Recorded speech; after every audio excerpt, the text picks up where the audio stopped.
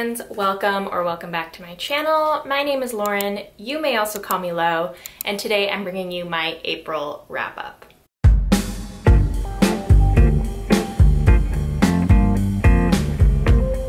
Thank you so much for being here. I hope you're doing well. If you are new here, please consider liking this video and subscribing to my channel. I put one video out every week, sometimes two. In April, I read a total of 10 books and 3,045 pages. Of those pages, 1,653 were from listening to audiobooks and 1,392 were from physically reading. The average book length was 305 pages.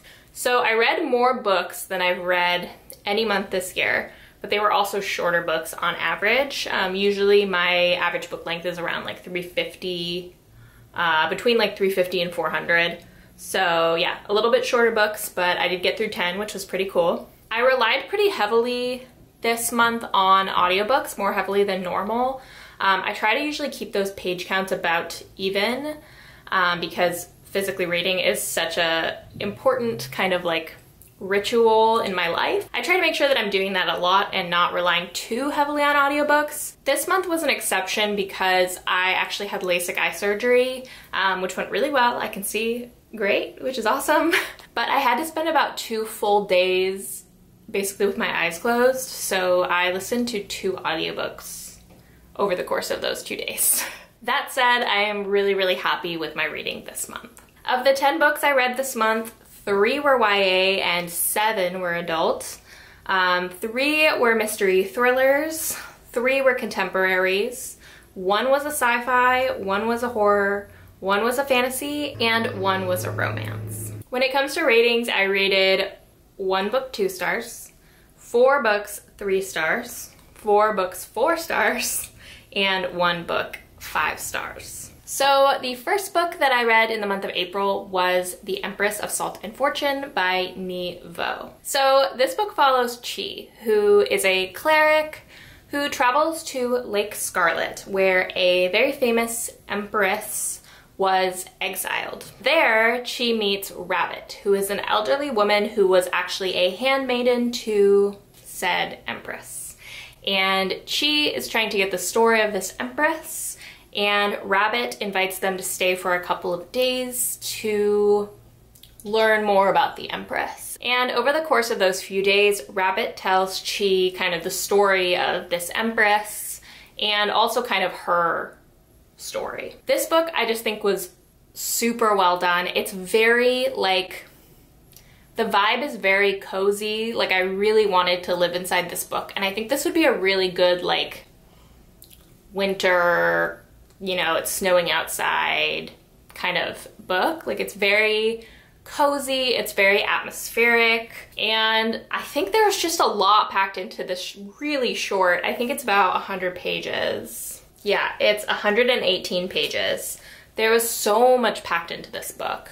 I thought the writing was beautiful, I thought the world was beautiful. I fell in love with all of the characters. It just was like, I was blindsided by how much I loved this book and how short it was. And it was the kind of book where I kind of sped through it, and the last couple of chapters I was like, I can't believe it's gonna end. I just want to read this book forever. Like it was so phenomenal. Obviously, I gave it a 5 star. This is my 1 5-star read for the month. If you take anything from this video, please pick up this book. It is absolutely phenomenal. I know my summary was probably not tremendously helpful, but it's hard to describe this book and it's so short I don't want to like ruin it, but pick up this book. It was so phenomenal. I actually have a book haul coming out. I think that's going to be my next video, and I didn't include this in that haul because I filmed that haul several weeks ago, but after reading this book I actually ordered every other Ni Vo book. Ni Vo actually has 2 books coming out in 2022. One of the books is coming out on May 19th and it's called Siren Queen. And then there's another book, which is the 3rd book in this series, and I can't remember the title of that book, but I bought the 2nd one and I pre-ordered the 3rd one. So yeah, I absolutely love this. I'd recommend it to literally everybody. It's so good. Next, I read You Must Not Miss by Katrina Leno. This was my very first Katrina Leno book, and this book is YA horror, which is a genre I don't think I've ever picked up before. This book follows a teenager named Magpie, who is just going through a lot. So Magpie walked in on her father and her aunt. Yeah. And as a result of that, her mother kicked her father out of the house. And on that same night, Magpie's sister left. So Magpie was left with her mother, and her mother started to drink heavily and kind of constantly. And Magpie is, like, by and large, just taking care of herself. She's experiencing extreme amounts of loneliness. In addition to that, she's kind of not accepted at school. Her former best friend hates her for reasons that eventually you find out, and she ends up kind of making friends with this group of misfits at school. And she spends a lot of her time writing in this yellow notebook that she has about this place that she's made up called Near, where everything is perfect. None of the events that happened that have led her to this current situation have happened. And yeah, it's just like this idyllic, perfect place that she has imagined. But she imagines it so fully that it actually becomes real.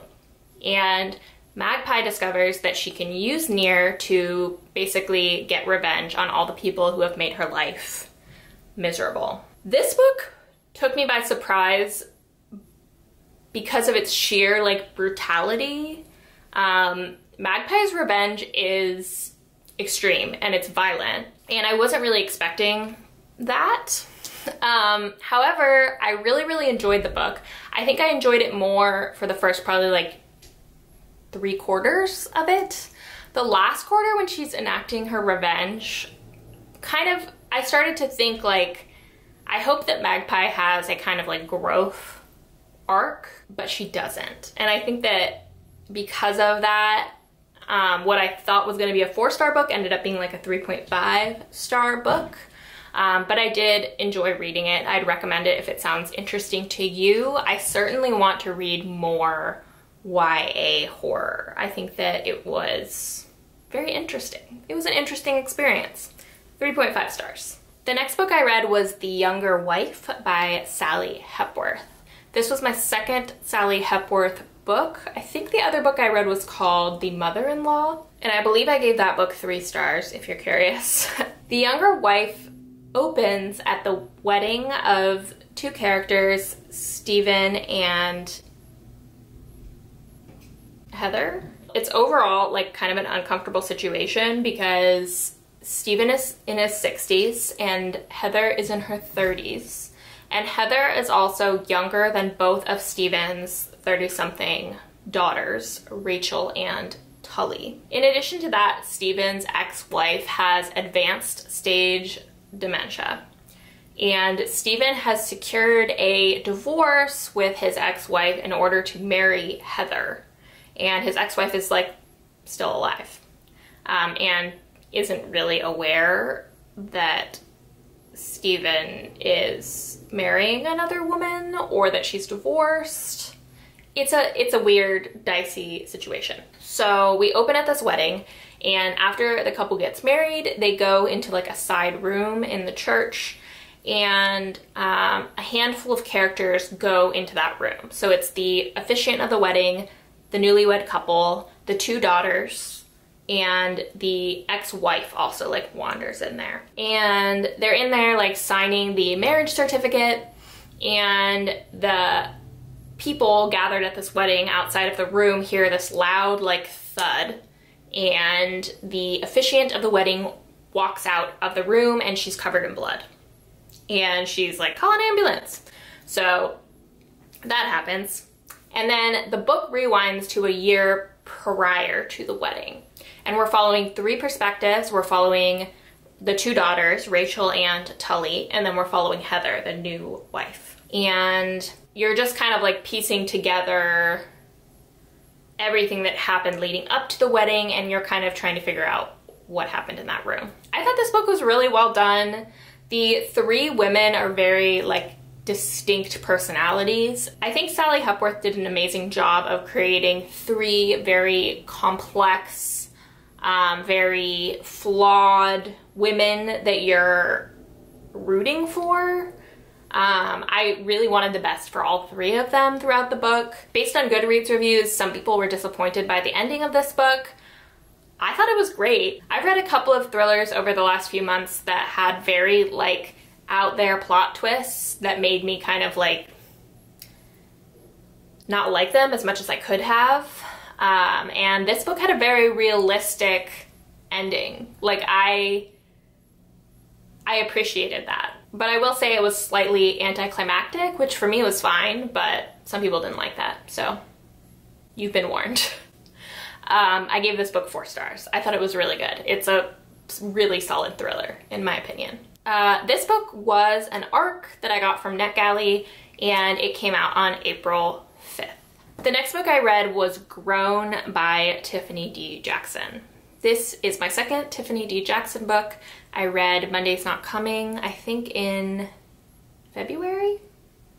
This book follows our main character, Enchanted, who is 17, 16, 17, around there. And she is passionate about singing. And she goes to this audition for a American Idol-like singing competition, and she doesn't make it onto the show, but she does get the attention of one of the judges, whose name is Corey Fields, and he is this like very famous, very well-respected singer who's quite a bit older than Enchanted. They start kind of texting, and he invites her to be like his kind of pupil, I guess, like his protege for singing. And things kind of escalate from there, and it's quite uncomfortable. In addition to that, we're also following Enchanted a little bit further in the future, and she wakes up in a hotel room covered in blood, and Corey Fields is dead, and basically all signs point to Enchanted. And she can't remember the previous night at all. So we're following kind of this dual timeline situation. This book, I'd say, like really heavy trigger warnings for rape, abuse, grooming, gaslighting, kidnapping, lots of trigger warnings. I'd say you have to really be in the right headspace to read this book. I definitely encourage you to look at those trigger warnings if you pick up this book.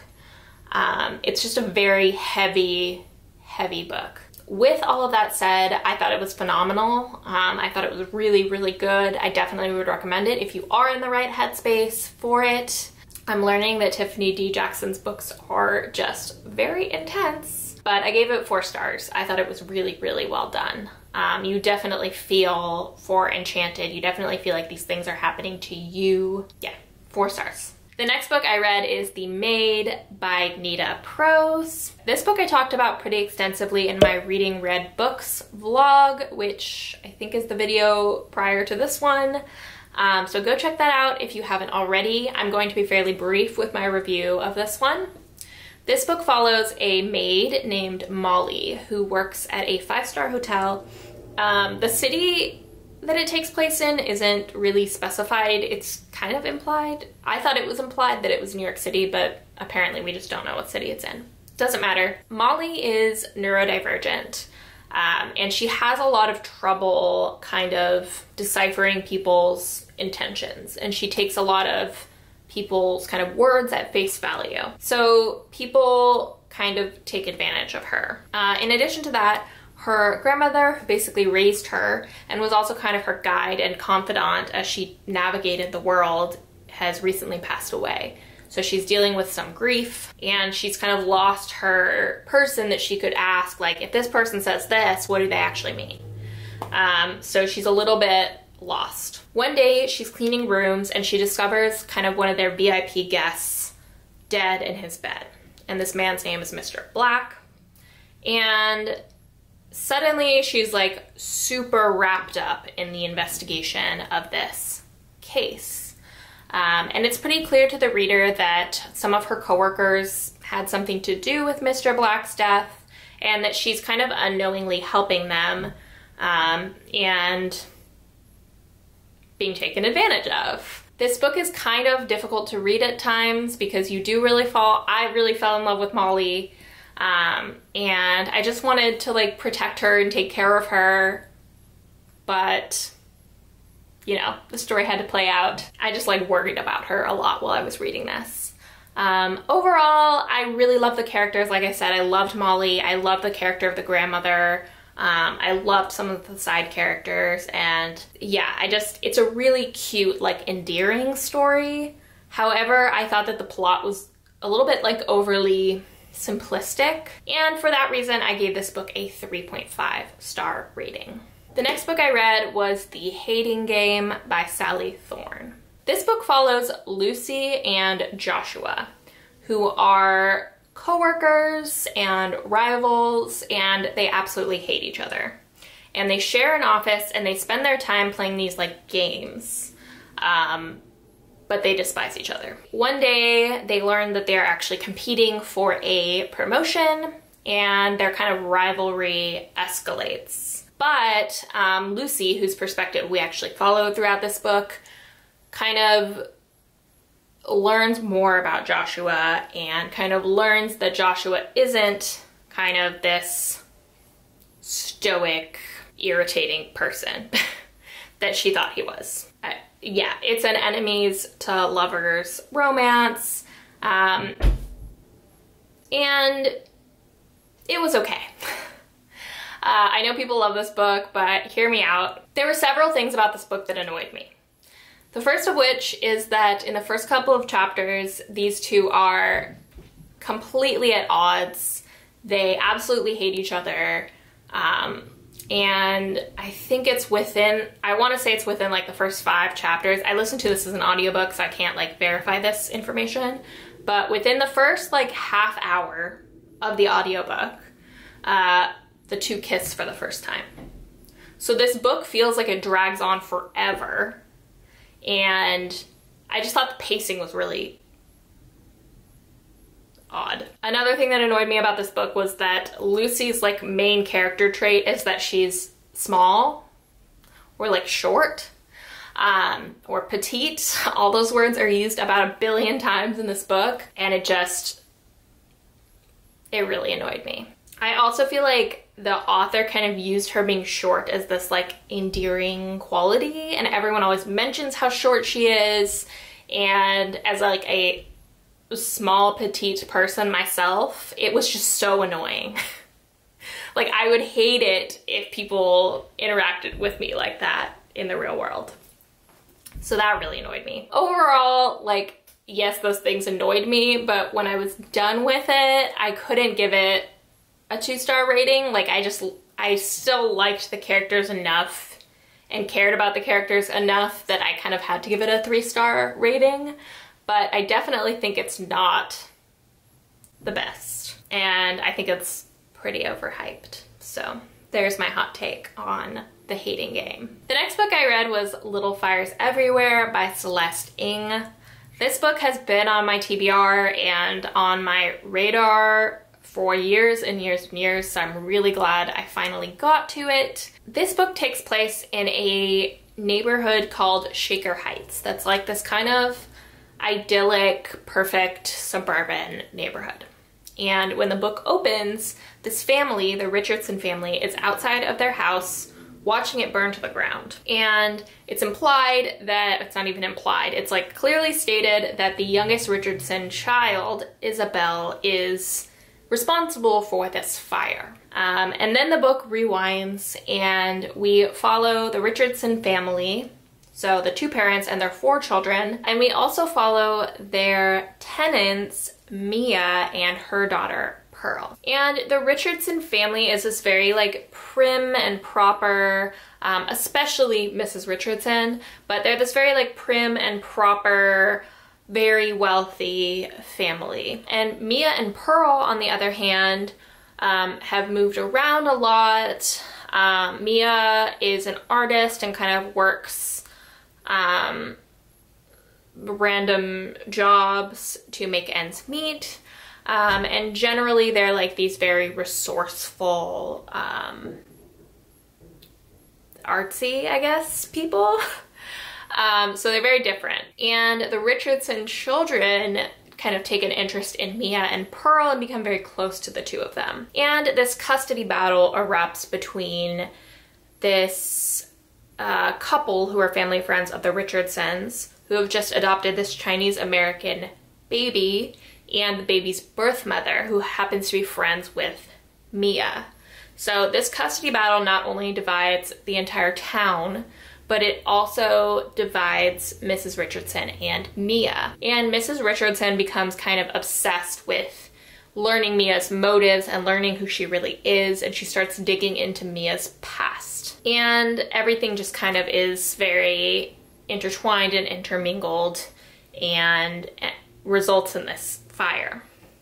Something I think that's really interesting about this book is that it follows the three older Richardson children much more closely than it follows Isabel, who is the youngest and the one who starts the fire. But you kind of learn throughout this book how everything affects Isabel, even though it's not clearly stated. So I think that it's not a spoiler that Isabel started the fire, but I just thought it was really, really well done. I can't really explain it. Everything just kind of slid into place really well for me. And I gave this book 4 stars. Next, I finished Red Rising by Pierce Brown. Similar to Little Fires Everywhere, this is a book that has been on my bookshelf for a really long time and has been on my radar forever. And I kind of knew I would love it, which I think is why I procrastinated on it, but don't sleep on this book. Don't be like me. This book follows our main character, Darrow. And Darrow is a red, and this society is based on color. Reds are at the bottom of they're kind of like the lowest caste, and golds are the top caste. That's kind of all you need to know for this summary. Darrow is a red, and the reds basically spend their time digging into Mars to collect this helium substance that will help people live on the surface of Mars. So the Reds are led to believe that they're doing very honorable, very righteous work for like the future of civilization. And Darrow believes this very, very strongly. He is married to a woman named Io, who does not believe this. She believes that there's kind of this conspiracy around the Reds and that they're really just slaves to the higher castes. And there's also this like secret society among the Reds of people who believe the same conspiracy, and Darrow thinks they're absolutely nuts. So one day Io and Darrow do something they're not allowed to do, and they are punished by public lashing.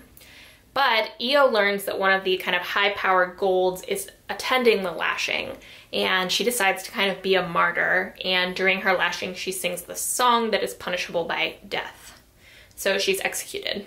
And Darrow takes her body down, she's like hanged.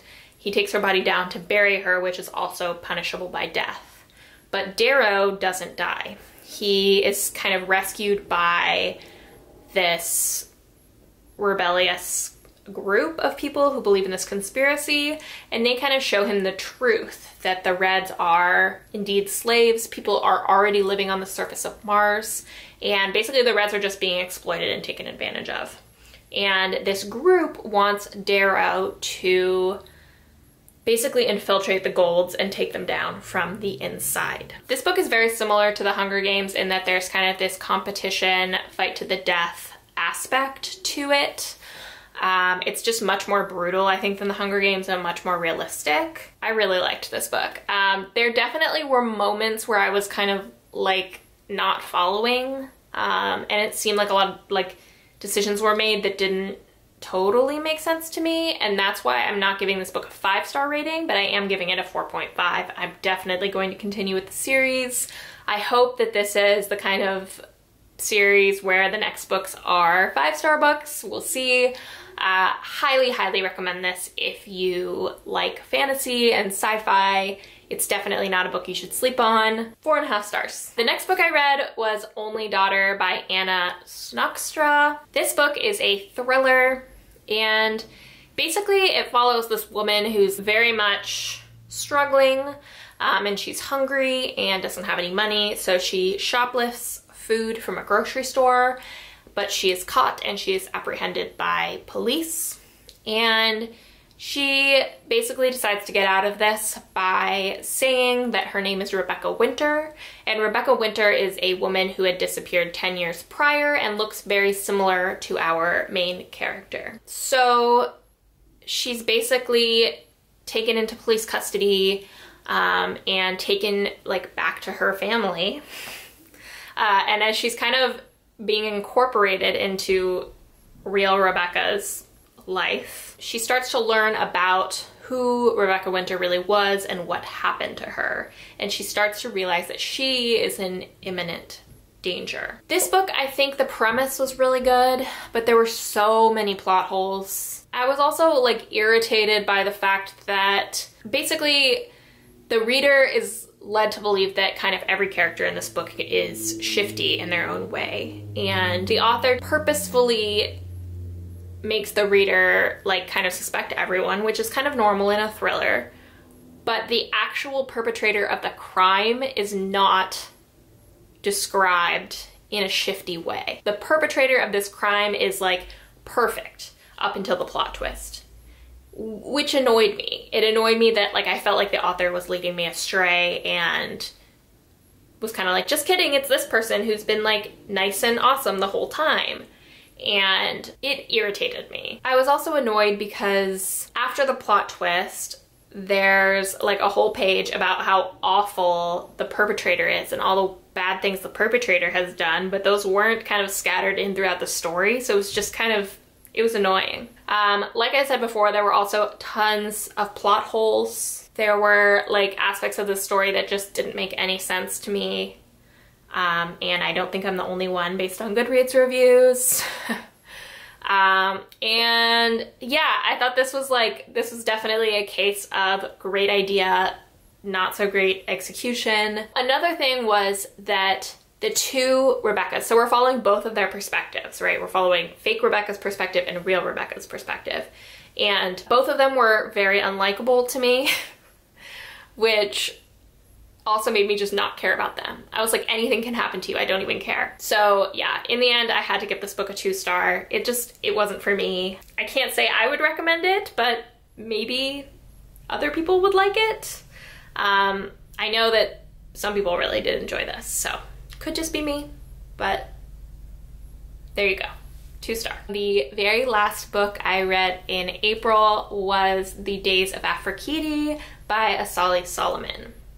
This is a book that I planned to vlog, but then decided not to. So I just ended up sneaking it in at the end of the month because it was short. I knew I could get through it. This book follows a woman named Lizelle. And in the present day, Lizelle is the wife of a politician, sort of a failed politician. He's run in one election and has lost.